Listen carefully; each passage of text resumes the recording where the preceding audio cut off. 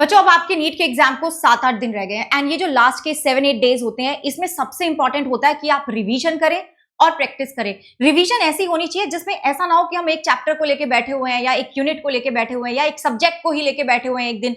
That should be very quick, very crisp.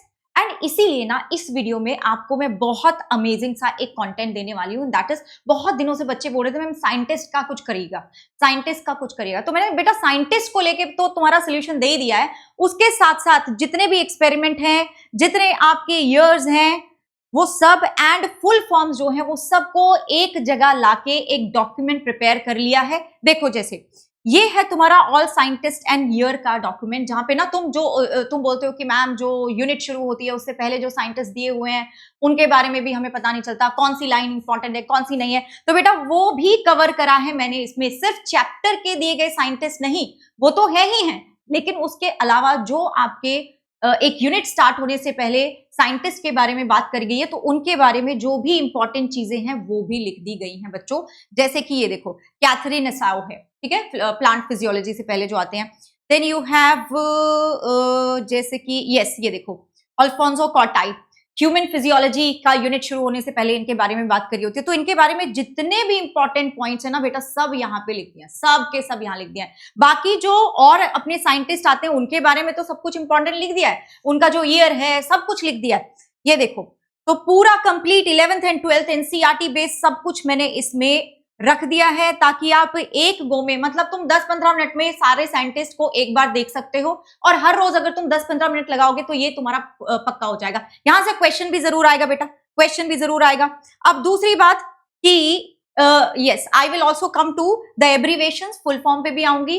And also ये देखो experiment, ये सारे के सारे एक्सपेरिमेंट बेटा, सारे जितने भी एनसीईआरटी में एक्सपेरिमेंट है, चाहे वो मतलब नॉर्मली बच्चे क्या सोचते हैं एक्सपेरिमेंट तो जेनेटिक्स वाले चैप्टर में है, लेकिन बेटा जैसे कि आइवेनॉस्की, इन्होंने क्या काम करा था वो देखो, उसके बारे में टोबैको मोज़ेक वायरस इन्होंने डिस्कवर करा था, कैसे करा था। Then we will talk about कि स्टार्च फॉर्मेशन जो दो लीव्स में होता है उसके लिए कौन सा एक्सपेरिमेंट करा था जो तुम्हारे फोटोसिंथेसिस के हैं। इसी तरह से देखो सारे के सारे एक्सपेरिमेंट भी एक जगह लाके रख दिए गए हैं। ये देखो जो एक्सपेरिमेंट करा गया था ऑक्सिन के लिए, right, everything I have compiled here, चाहे वो कुछ भी हो। अब ये सारी चीजें ना आपको मिलेंगे मेरे टेलीग्राम पे, ठीक है, ये सब कुछ ना मैं टेलीग्राम पे डाल दूंगी। एब्रीवेशंस वाला भी मैं आपको अभी दिखाने वाली हूँ, तो ये सब कुछ मैं टेलीग्राम पे पोस्ट कर दूंगी। टेलीग्राम ना तुम इस कोड को स्कैन करके भी ज्वाइन कर सकते हो, और ना मैं टेलीग्राम का लिंक कमेंट्स में भी पिन कर दूंगी, तो उससे भी तुम ज्वाइन कर सकते हो। वहां पे टेलीग्राम पे ना और भी बहुत सारी चीजें, मेरे 2 पेज नोट्स भी हैं, और भी पीडीएफ है, और तुम्हारे फॉर्मूला शीट्स भी हैं, पीवाईक्यूज, क्वेश्चंस, सब कुछ आपको वहीं पे मिल रहा है बच्चों। एंड ये जो चैनल है इसको भी सब्सक्राइब कर लो, क्योंकि इस चैनल पे ना मेरा फोकस सिर्फ रिवीजन और प्रैक्टिस पे है।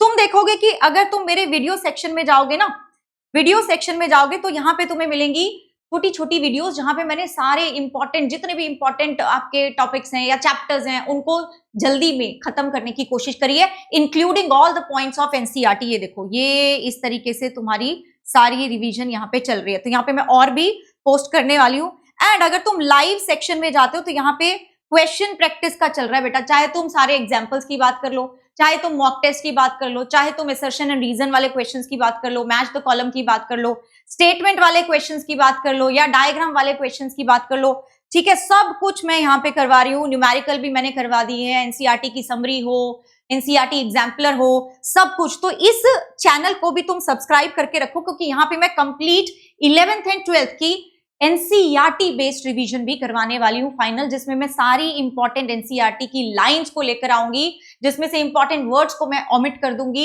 इट विल बी लाइक कि फिल इन द ब्लैंक्स, उससे तुम्हारा और एक्टिव रिकॉल होगा, तो वो हम करने वाले हैं। ये भी मैंने सेशंस लगा दिए हैं, इनको भी जाके लाइक करो, और बेटा नोटिफाई मी पे क्लिक कर लेना, क्योंकि this is also going to be, इसके लिए मैं तुम्हें ये नहीं बोलूंगी पूरा दिन मेरे साथ बैठे रहो, नहीं, तुम्हें पूरा दिन मेरे साथ नहीं बैठना है, वो काम मैं करूंगी।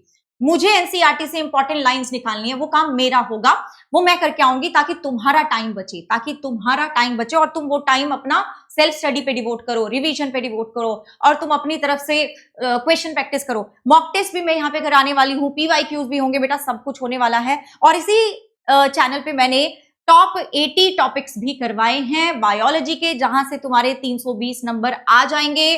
देख लेना उनको भी, मैं लाइव वाले पोर्शन में आपको दिखा देती हूँ। ये देखो बच्चों, ये रहे टॉप 80 टॉपिक्स, 4 सेशंस में मैंने ये भी कवर करवा दिया, तो इनको भी जरूर देख लेना।